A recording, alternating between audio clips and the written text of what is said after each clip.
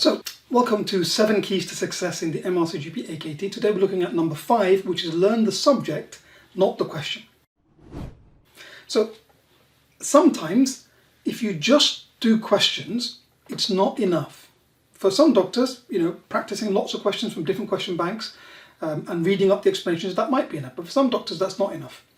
And a particularly common thing I see in doctors that end up failing the AKT is where they have a strategy of picking a question bank, and it could be an excellent question bank. Okay, there's lots of good resources out there. But what they do is they repeat the same bank 4 or 5 times. The first time they're on 55% average. By the 5th time they're on 90% plus average. And they go to the exam and they fail. And they can't sort of a little bit shocked what's happened there. You see, when you repeat the same questions so many times, what often happens is you learn that question off by heart, but you haven't actually learnt the subject, and it gives you a false sense of confidence. Particularly for challenging questions, some of the longer ones, or where you've got to do data interpretation or something like that, you just remember it. Oh, it's that one with this picture is B. Now, in your mind, you think, I'm really good at these now, but in the exam, you're not going to get that same question that you've seen in any question bank. You're going to get a different question about similar subjects. That's why what you want to do is you want to learn the subject, not just that particular question off by heart. So you're going to learn a lot more if you finish one question bank by moving on to a different question bank and seeing, have I actually learnt the subject? And by reading up about topics, as well as practicing questions, then just repeating the same questions again and again and again.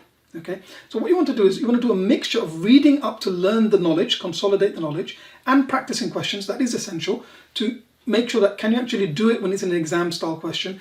Have I got the good exam technique? Can I manage it to time? That is important. But if you finish one question bank, move on to a different one rather than just repeating the same questions 4, 5, 6 times. Okay, and I would recommend that you use at least 2 question banks so that you get exposed to different questions, different styles, but also it means that you've been exposed to a larger number, a larger pool of questions.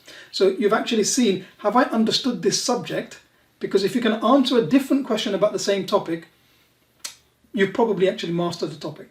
And what can be particularly helpful is immediately after you get a question wrong, you've read the explanation that's there in the question bank, but if you've got it wrong, it suggests that you haven't got that deeper understanding. Read up the full guideline, learn the topic in a little bit more depth, so that if you get any question about a different aspect of that guideline or subject, you're going to be well prepared to tackle it. I'll give you an example. Let's say you answered a question about someone who got sudden loss of vision in their eye, and you got it wrong. The answer was acute angle closure glaucoma, and you thought it was something else. You now fully reading up about other common causes of sudden loss of vision in the eye, like retinal artery occlusion.